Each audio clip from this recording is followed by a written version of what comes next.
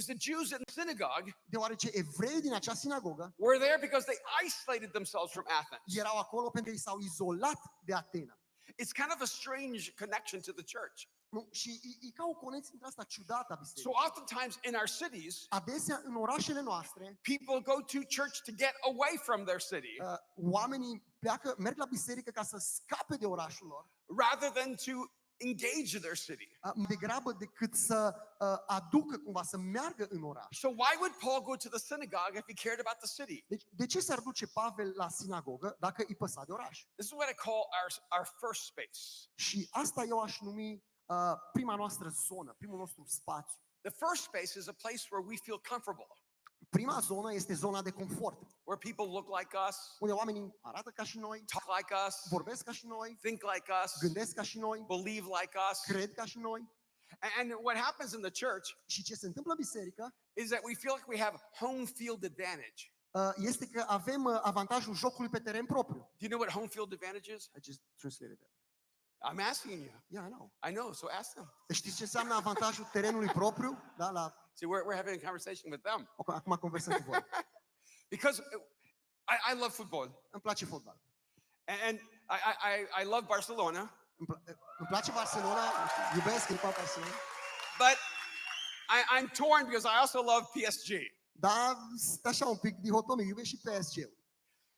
But whenever you go to a soccer match, Dar de fiecare dată când mergi la un meci de fotbal, you can feel the huge home field advantage. simți acel avantaj al jocului pe teren propriu. Because everyone's cheering you on. Pentru că toată lumea te încurajează. Like when you have a preacher Ca și când ai un predicator. and he says all the right things. Și el spune toate lucrurile acelea And corecte. everyone cheers. Și toată lumea îl aclamă. And everyone claps. Și toată lumea îl And aplaudă. everyone says amen. Toată lumea spune amin. And everyone says, come on, bring it. Toată lumea spune hai. And you have like a home field advantage, Și right? ai acest avantaj al terenului. It's like I know how to create a home field advantage. Deci știu cum să creez un avantaj al You terenului. say something like, Spui ceva de genul? anybody here love Jesus? Iubește cineva pe Iisus? And everybody goes crazy.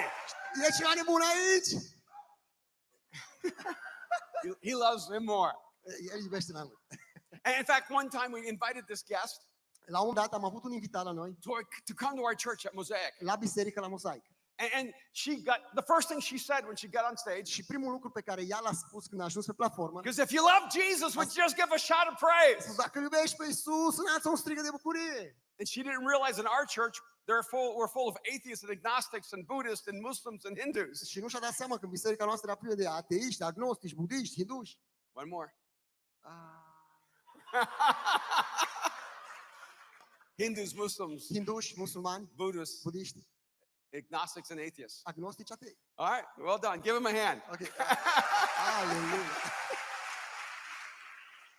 So she immediately alienated so many people in the room Și practic, dintr-o dată, a înstrăinat marea majoritate a încăperii. because she's used to speaking to the home field. Pentru că ea este obișnuită să vorbească pe teren propriu. Have you ever brought a friend to church Ai adus vreodată un prieten la biserică who did not believe in God? care nu a crezut în Dumnezeu? Anybody?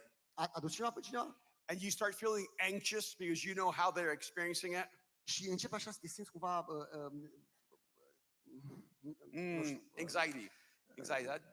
entuziasmat, că nu știi cum e o să se simtă. Because all of a sudden you start hearing the lyrics of the words differently. Deoarece dintr-o dată cuvintele versurilor ți se par diferite. Because you bring your friends who's an atheist, Aduci un prieten care este ateu and now the song's talking about the blood of the lamb. și acum într-o dată cântecul vorbește despre sângele mielului. They're like, that's a little weird. Și asta e un pic ciudat. Nu? And all of a sudden you got people standing up and Și dintr-o dată oamenii se ridică, going crazy, așa, nebunește. and you're feeling a little anxious for your friend.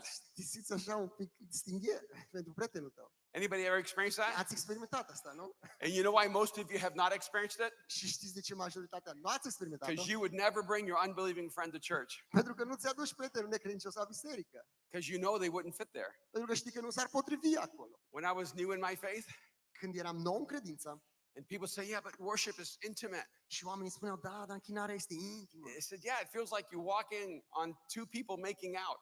Și eu spuneam, da, parcă dai, nu știu, Ajungi în mijlocul a doi oameni care se iubesc, da? It's like it's intimate, but you don't feel like you should be there. Adică, da, e intim, dar parcă nu e locul tău acolo. And worship should be intimate. Și închinarea trebuie să fie intimă. But whenever we create a first space, Dar de fiecare dată când noi creăm această primă zonă, there should be a high sensitivity to the person who's the outsider. ar trebui să avem o sensibilitate mult mai mare pentru persoana care vine din exterior. In the States, we have a morning show called the Today Show. În Statele Unite există un program de dimineață, show de dimineață. You have those morning news shows? Aveți și voi, da? Show de dimineață. And so I was getting dressed while my wife was watching the show. Soția mea se uita la acest show în timp ce eu mă îmbrăcam And I heard the person make an announcement. și am auzit persoana de acolo făcând un anunț. They said, everyone, we're about to have a relationship coach. Spuneau, toți o să avem un antrenor din acesta pe relații And they're going to talk to us about how to have better relationships. care ne va vorbi despre cum să avem relații mai bune între I noi. thought, I should pay attention. Și m-am gândit, ok, trebuie să ascult, să I need help with relationships. am nevoie de ajutor cu relațiile. I mean, after all, I'm a guy. Cu toate astea, nu sunt un bărbat. Relationships do not come naturally to us. Relații nu vin așa în mod natural la noi, la băieți, bărbați. So after the commercial, După reclamă, they brought this expert. l-au adus pe acest expert. It was not what I expected. Și nu era ceea ce m-am așteptat. The host said, Gazda a spus, ladies, doamnelor, we're going to talk to you today o să vă vorbim astăzi about how to attract a man. despre cum să atrageți un bărbat. Okay, that's not that helpful. Păi asta nu mă prea ajută. But then I started wondering, Și apoi am început să mă întreb, how do you attract a man? da, cum atragi un bărbat? Could come in handy, I don't know. Unora le este la îndemână, nu știu. And she went on to explain, Și ea a început să explice, ladies, if you want to attract a man, doamnelor, dacă vreți să știți cum să atrageți un bărbat, begin to mimic his facial expressions. începeți să mimați expresiile lui faciale. When he sees his facial expressions in your facial expressions, Când el își vede expresia lui facială în expresia voastră a he'll feței, become more attracted to you. va deveni mult mai atras de voi. And then begin to very subtly mimic his hand gestures. Și apoi așa foarte suplu încercați să mimați gestul mâinilor lui. And as you mimic his hand Și în gestures, timp ce și voi mimați gesturile lui, he will instinctively become more attracted to you. el în mod instinctiv va fi mult mai atras de voi. So begin to mirror his physical movements, Asta practic oglindiți mișcările lui fizice and he will become more attracted to you. și el va deveni mult mai atras de voi. As I'm listening to this, Și în timp ce ascult acest it mesaj, occurs to me așa mi se pare what she's actually saying că ceea ce ea is spune, men are only in love with themselves, spune că bărbații de fapt se iubesc doar pe sine. and they're looking for themselves in a female version. Și practic ei se caută pe sine într-o versiune feminină. And in LA, I meet a lot of people who look exactly like each other. Și în Los Angeles văd o grămadă de oameni care arată, nu știu, asemănător. And I'll meet couples.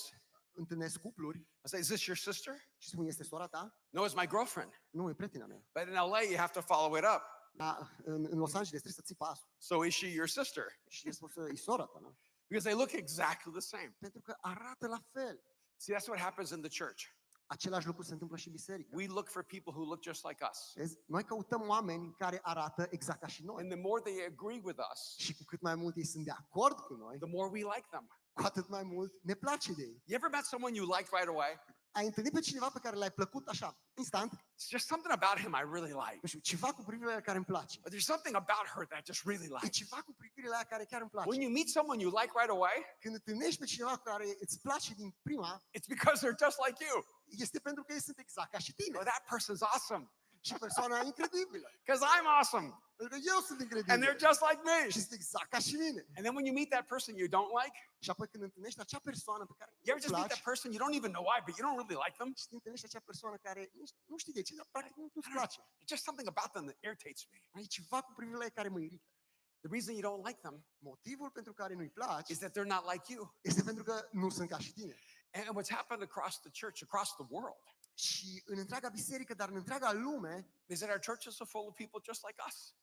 găsim că oamenii, de fapt, din biserică sunt ca și noi. And so the person without Jesus Practic, persoana care nu cunoaște pe Isus gets the message. primește mesajul, You don't belong here tu nu aparții acestui loc. because you're not like us. Pentru că tu nu ești ca și noi. I can tell you personally, Și pot să vă spun, personal, my entire life as a follower of Jesus, întreaga mea viață așa ca și ucenic al lui Isus, I've gotten so much criticism for being different. am primit atâtea critici pentru că am fost diferit. My poor wife, Săraca mea soție, for 40 years, timp de 40 de ani, she's been trying to get me to act differently, a încercat să mă facă să mă port diferit, to look differently, să arăt diferit, to dress differently. să mă îmbrac diferit. It's like, do you have to go outside like that? Și spune, dar trebuie să ieși afară Do you have astfel. to wear those pants? Trebuie să porți pantaloni aceia. Why don't you choose to look like the rest of Dar de us? ce nu alegi ca să arăți și tu ca și restul It's din noi? because the church forces people to become the same. Pentru că biserica forțează oamenii să arate la fel. But Jesus frees you to become yourself. Dar Isus te eliberează să fii tu însuți.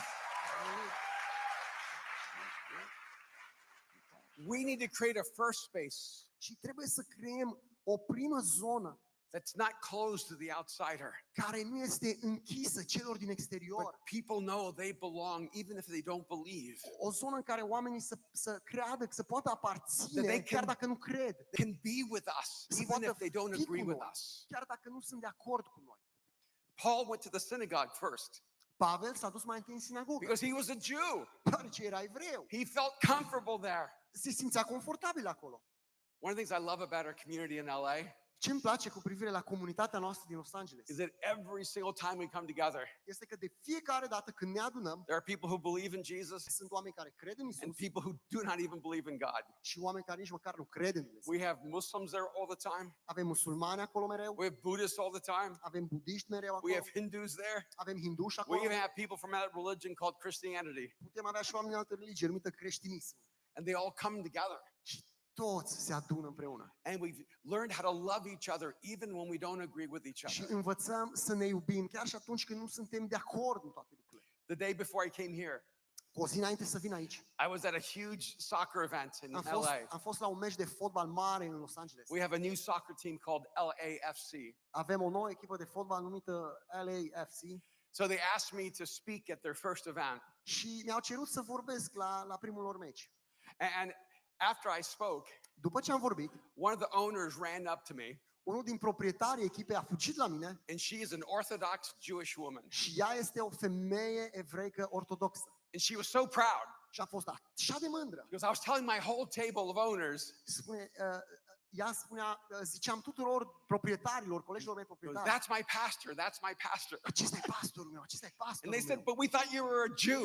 Și ea spunea, noi am crezut că tu ești evreică. She goes, I am a Jew, but he can still be my pastor. Da, sunt evreică, dar el poate să fie pastorul meu. She's only come to church one time. Și am venit la biserică o singură dată. But because when she came, she felt she belonged. Dar deoarece atunci când a venit, a simțit că aparține. So she takes us with her wherever she goes. Astfel ea ne ia pe noi cu ea oriunde merge. Then Paul moves into the second space. Apoi Pavel trece în a doua zonă. Remember, the first space is where we build a place for us, where we invite others. Din nou, prima zonă este aceea în care noi construim un loc pentru noi, în care invităm pe alții. It's the church as a home. Este biserica ca și o casă. We're building a house where we can invite our friends to belong. Construim o casă în care putem invita pe prietenii noștri, că ei să aparțină acelei case. But it goes on to say, so he reasoned in the synagogue with both the Jews and God-fearing Greeks, Apoi spune că era în sinagogă și vorbea cu evrei, as well as in the marketplace day by day with those who happen to be there. iar în piață stătea de vorbă în fiecare zi cu aceea pe care îi întâlnea. The second space is the marketplace. A doua zonă este zona pieței. That place where we go to school, where we work, where we live. Acea zonă în care, unde mergem la școală, unde muncim, unde trăim. I think this is one of the most fascinating spaces. Și cred că aceasta este zona care mă fascinează cel mai mult. I've always worked outside of being a pastor. Mai mereu am lucrat în afară când nu eram pastor. I've had 3 different fashion companies, Am avut 3 diferite firme de modă. worked vestimentaire. in the film industry, Am lucrat în industria filmului, had a tech company, o companie de IT. and worked as a futurist for companies for like 30 years. Eram futurist. Oh man, that's tough. Pentru multe companii. And the church was not my job. Și biserica nu era slujba mea. The church was my life. Biserica era viața mea. I had a job Eu aveam o slujbă that paid for my life. care îmi plătea viața. But one of the things I loved about being in the marketplace Dar unul din lucrurile care îmi plăcea să fiu în societate was you get to meet people in a neutral area. este că acolo te poți întâlni cu oameni într-o zonă neutră. They're not uncomfortable coming to church. Ei nu se simt inconfortabili să vină la biserică. So you have to figure out, how do you have conversations with people in this second space? You have to fear. How do you have Și conversations? atunci, practic, cum ajungi să ai o conversație cu oameni în această a doua zonă? It tells us that Paul was a tent maker. Ne spune că Pavel era un om care făcea legături. So he was comfortable in the marketplace. El era confortabil în această zonă a pieței. One of the reasons it's so hard to be effective and be relevant in the marketplace Unul din motivele pentru care este greu să fii relevant în societate, în viață, the church is so irrelevant on Sunday este că biserica este atât de irelevantă duminicile, that it actually trains us to be irrelevant on Monday. încât ea practic ne antrenează să fim irelevanți lunea. We have to learn how to use human language every day. Trebuie să învățăm să folosim limbajul uman în viața de zi cu zi. And stop being so weird about our faith. Și să nu mai fim atât de ciudați cu privire la credința noastră. It's good to be spiritual E bine să fii spiritual and to be weird in a good way. și să fii ciudat într-un sens bun. But I think a lot of times we don't know how to be spiritual in everyday life. Dar cred că de cele mai multe ori noi nu știm cum să fim spirituali în viața de zi cu zi. When I was working on some films years ago, Când lucram la câteva filme cu ani în urmă, I was trying to get some scripts turned into movies. încercam să aduc niște scenarii în film So I got a call from a producer și primesc un telefon de la un producător telling me some millionaire in Beverly Hills wanted to meet with me about producing a film. care îmi spune că un milionar din Beverly Hills vrea să se întâlnească cu mine ca să producem acel film. So I'm sitting in a coffee shop writing out like 10 different treatments. Okay, și stau într-o cafenea și acum scriu 10 planuri diferite. And I drove up to Beverly Hills Conduc la Beverly Hills and I went to a section I didn't even know existed. și am ajuns așa într-o zonă în care nici nu credeam că există. I went to a private road where there was a gate. Am ajuns la un drum privat unde era o poartă, And then after they let me through the gate, după care mi-au dat drumul dincolo de poartă. I kept driving down another private road till I got to the house. Am condus pe un alt drum privat până am ajuns la casă. And I was so nervous to meet with this financier. Simțeam așa o tensiune în timp ce conduceam să mă întâlnesc cu acest But he didn't know finanțator. anything about me. Dar el nu știa absolut nimic And I despre thought, mine. this gives me hope. Și am spus, ok, asta îmi dă o speranță. He doesn't know I'm a pastor. Nu știe că sunt un pastor, He doesn't know I'm a Christian. nu știe că sunt creștin, So maybe he'll just put money into my movie.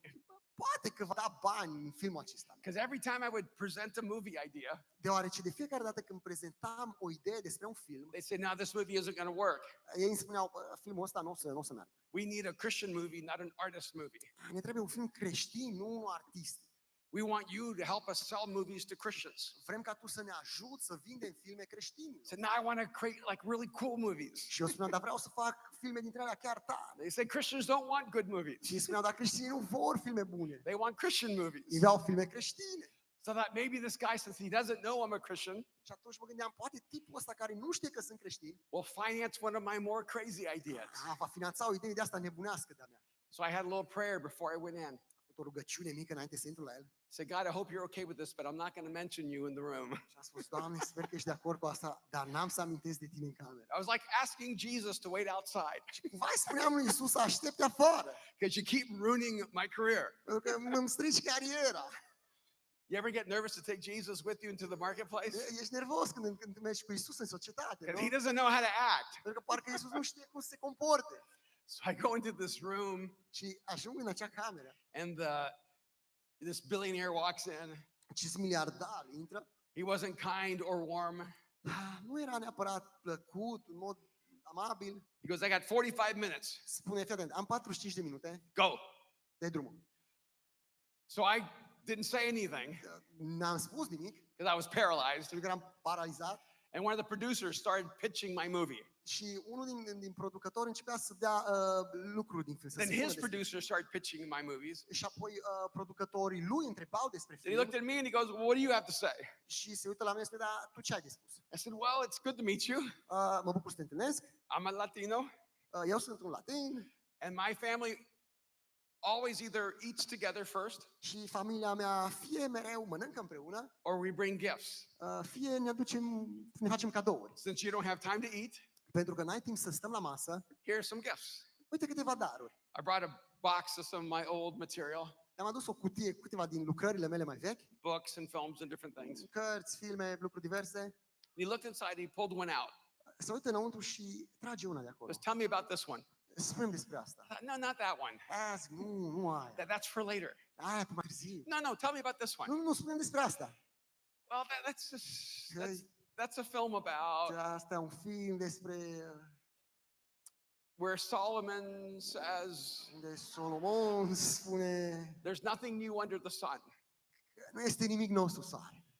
He goes, well, what do you think of that? Și zice, da, tu ce părere ai? I said, I think Solomon was wrong. Și eu spun, cred că Solomon I se think there are înșela. new things every day. Cred că sunt lucruri noi în fiecare zi. And then this billionaire looked at me and said, Și atunci acest miliardar se uită la mine și spune, then why is life so empty? și atunci, de ce așa goală viața? So that's a good question. Wow, ce întrebare bună, i-am spus. And I said, it's because you see, Pentru că, vedeți dumneavoastră, when you live your life without, când îți trăiești viața fără... oh no, Nu. I'm about to say God, Trebuie să spun Dumnezeu. this is going to ruin my chances to make my movie. De asta va ruina orice șansă să fac film. So when you live your life without God, Când îți trăiești viața fără Dumnezeu, there's nothing new under the sun. nu mai este nimic nou sub soare. But when you live your life in God, Dar când îți trăiești viața în Dumnezeu, everything becomes new. totul devine nou. He goes, Și spune, I'd like to talk more about that. mi-ar place să mai vorbim un pic despre asta. Did you mean my movie? Despre film, adică? No, not that. Nu filmul ăsta. About this spiritual thing. Chestia asta spirituală. Because could you come back tomorrow? Ai putea veni mâine? Yeah, I can come back tomorrow. Adică, da, vin mâine. So I changed my schedule, Ok, mi-am schimbat orarul, drove back up to Beverly Hills, m-am dus înapoi în Beverly Hills, went through the gate, am ieșit pe acea poartă, down the road, jos pe acel drum, found one of his houses, am găsit o altă casă a lui and we started talking together. și am început să povestim împreună. We walked by his volleyball court. Am trecut pe lângă terenul lui de volei. He named all the famous actors who play volleyball every week there. El mi-a spus toți actorii celebri care jucau volei la el pe teren. He did not invite me to come play. Pe mine nu m-a invitat să joc. And as we're walking, he said, do you want to know why I invited you back? Și în timp ce noi mergeam, mi-a spus, știi de ce te-am chemat înapoi? To make one of my movies? Să facem unul din filmele mele? He goes, no, not Nu, that. nu And, cu asta. he said, when you walked into the room, Când ai intrat în cameră, you had this overwhelming peace. avea acea pace copleșitoare. I could feel it when I came into the room. Puteam să simt lucrul acesta când am intrat în cameră. I've been searching for that peace all my life. Și toată viața mea am căutat acea pace. And I was hoping you could tell me how to find it. Și speram să îmi spui cum să o găsesc. And so I walked and explained to him about Jesus. De acolo am început să explic despre Isus. And that day he did not give his life to Jesus. Și în acea zi nu și-a predat viața lui Isus. But about 3 weeks later, Dar la vreo 3 săptămâni după, he said, I'm in the Middle East on a movie project. a spus, sunt în Orientul Mijlociu la un alt proiect. La un film. Not my movie project. And Nu, al meu era, da. he goes, I just want you to know I just gave my life to Dar Jesus. uite, vreau să știi că mi-am predat viața lui Isus. And you know,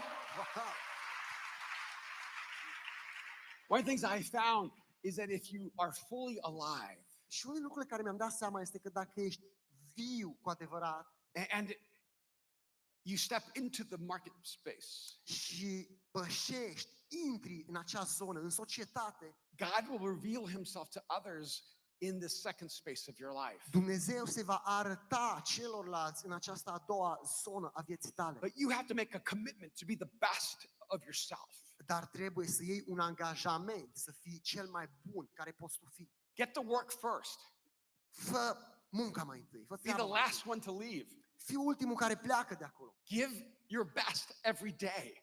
Dă tot ceea ce ai tu mai bun zilnic. Be excellent at what you do. Fii excelent în tot ceea ce faci. Bring joy to life. Adu bucurie în viață. Care about people. Fă să-ți pese despre oameni. Be the presence of Jesus everywhere you are. Fii prezența lui Isus oriunde ești. And God will begin to show up in your life Și Dumnezeu va începe să se arate, să manifeste în viața ta and connect people to himself through you. și să-i conecteze pe oameni de El prin tine. No matter how good Sunday is, Indiferent cât de bună este duminica la if biserică, we're not good on Monday and Tuesday and Wednesday and Thursday and Friday, dacă luni, marți, miercuri, joi, vineri nu suntem buni, then we're never going to see the impact that God wants to make. atunci nu o să vedem impactul pe care Dumnezeu vrea să-l facă. But there's just one more space I want to highlight. Și mai este o zonă pe care vreau să o evidențiez. We call this the third space. Aceasta o numim a treia zonă. But we'll skip down. Trecem un pic mai jos. And it says in verse 19, Versetul 19 spune. let's go 18. Hai să vedem 18. It says, they said, what is this babbler trying to say? Ce vrea să spună palavragiul acesta? They couldn't understand anything Paul was saying. Practic ei nu înțelegeau nimic din ceea ce spunea Pavel. It said all Paul was doing was preaching the good news about Jesus and the resurrection. Și ei ziceau, parcă vestește vestea despre Isus și despre ce And then it says înviere. in verse 19, then they took him Apoi versetul 19 spune, atunci l-au luat and they brought him to a meeting in the Areopagus. și l-au dus la o întâlnire în Areopag. They said, tell us this new teaching that you're presenting. Prezintă-ne această învățătură nouă pe care tu o aduci. See, the first space is the space we create where we invite the world. Vezi, prima zonă este aceea în care noi creăm și noi invităm lumea să vină. The second space is the marketplace where we live every day. A doua zonă este cea a pieței, a societății în care trăim zilnic. But the third space is a space where you get invited into the life of other people. Dar a treia zonă este aceea în care tu ești invitat în viața altor oameni. When they come invite you into their world. Care ei te invită în lumea lor. Because they want to know how you have what you have. Pentru că ei vor să știe cum de ai ceea ce ai. And so they could come and explain to us who this Jesus is. Și vin și spun, hai aici, explică-ne cine este acest Isus. There's this huge event in the States called Burning Man. Este un mare eveniment în America, Burning Man, omul care arde. Tens of thousands of artists go to the desert. Zeci de mii de artiști merg acolo în acel deșert. They create installations. Fac un fel de instalații They artistice, do drugs. droguri. They have an incredible time. Au un timp așa, incredibil. And I met some of the founders of Burning Man. Și am avut o întâlnire cu unul dintre fondatorii acestui festival, And because I would walk into this shop to buy jewelry. deoarece intram în acest magazin să cumpăr bijuterii And I got to know the owner over a few years. și am început să îl cunosc pe acest proprietar în decursul a câtorva ani. He's an Israelite who's more of a Buddhist. E un evreu, dar mai mult budist el. And one day he came up to me and he said, I'm friends with the people who do Burning Man. Și el într-o zi vine și îmi spune, bă, știi, eu sunt prieten cu cei care fac Burning Man. And about 150 of us go out into the desert together. Și vreo 150 de noi mergem în deșert. And we have a time of conversation for 3 days. Și de vreo 3 zile stăm și povestim. He goes, would you come and join us? Ai vrea să vii să stai cu noi? That was the first Christian they ever invited. Eram primul creștin pe care l-a invitat odată. And so they said, there are no seminars. Și a spus, nu sunt seminarii. We just sit and talk and eat and talk. Stăm, mâncăm, povestim. So I took one of my friends out there. M-am dus cu un prieten de-a meu. We drove out to the desert. Am condus până la acel deșert. We stayed in the tent. Am stat într-un cort. And right away the conversations began. Și mai dintr-o dată conversațiile au început. Now everyone was like rolling hash. Acum toată lumea rula acolo hașiș sau nu știu. Yeah, hashish. Iarbă, Yeah. hașiș. And later that night they were all doing mushrooms. După aia seara toți făceau ciuperci. I don't know if you're familiar. Nu știu dacă sunt familiar aici. Nu știu. And my friend was so nervous going, hey, like there's like drugs everywhere. Și prietenul ăsta meu era așa, băi, sunt droguri peste tot aici. Yeah, but they were all coming and having 2-3 hours of conversation about Jesus. Da, dar știi, cumva oamenii vin și avem 2-3 ore în care discutăm despre Isus. Because they were inviting us into their world Ei ne invită în lumea lor to hear the message of Jesus in their space. să audă mesajul lui Isus în spațiul lor, în zona lor. So I had to leave for Sunday Astfel că pentru acea duminică a trebuit să plec to go back to my first space.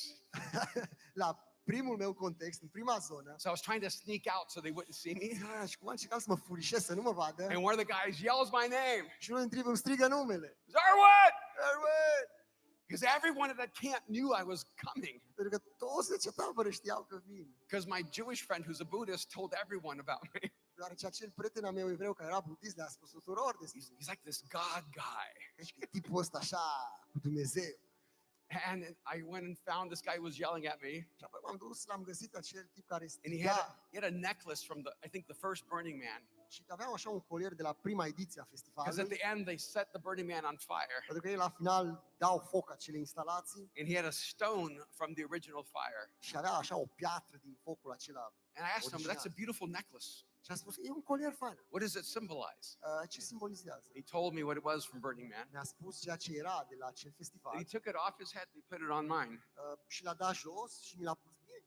I said, you can't give this to me. Dar zic, nu poți să-mi dai asta. He goes, no, now you must receive it. Na, acum trebuie să o primești. Because this is a part of me giving myself to you. Pentru că asta e o parte din mine care eu mă dau cumva ție. And one of the most beautiful things I ever saw Și unul dintre cele mai frumoase lucruri care le-am văzut was this Jewish rabbi a fost acest rabin evreu, look at me and he said, privindu-mă și spunându-mi, perhaps Jesus came too soon. poate că Iisus a venit prea repede. Maybe if he came now, we would receive him better. Poate dacă ar veni acum, l-am primit mai bine. One of the things I've learned in my life Și unul din lucrurile pe care le-am învățat în is viața that mea people are desperately searching for God. este că oamenii îl caută cu disperare pe Dumnezeu. They're just not always using God's name. Dar că nu folosesc întotdeauna numele Lui Dumnezeu. They're searching for love. Ei caută iubire. They don't even know they're searching for God. Ei nici măcar nu știu că îl caută pe They're Dumnezeu. searching for meaning. Caută înțeles. They don't even know it's a search for God. Ei nici măcar nu știu că asta e o căutare a lui They're searching Dumnezeu. for a reason to live. Caută un motiv pentru a trăi. They don't even know it's a search for Nici God. măcar nu-și dau seama că asta e o căutare a lui Dumnezeu. But if we'll step into the first space Dar dacă ar păși în prima noastră zonă and then be fully present in the second space și apoi dacă noi am fi cu adevărat prezenți în cea de-a doua and then step into the third space, și abia apoi să pășim în a treia, we will watch Jesus change the world all around l-am us. privit cum Iisus schimbă lumea în jurul nostru.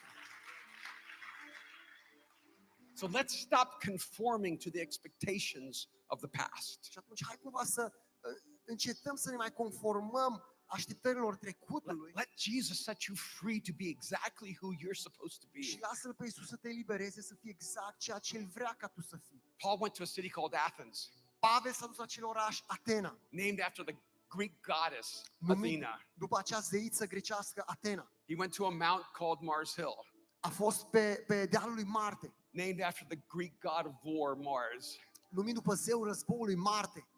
and then led a man to Jesus named Dionysus, Și a dus un om la Iisus pe numele lui Dionisos, named after the Greek god of drunkenness. numit după zeul beției. Let's stop creating the church for Christians. Hai să încetăm să mai creăm biserica pentru creștini. Let's be the church and reach the world. Să fim biserica care face lumea și schimbă lumea. Thank you, guys. Mulțumesc!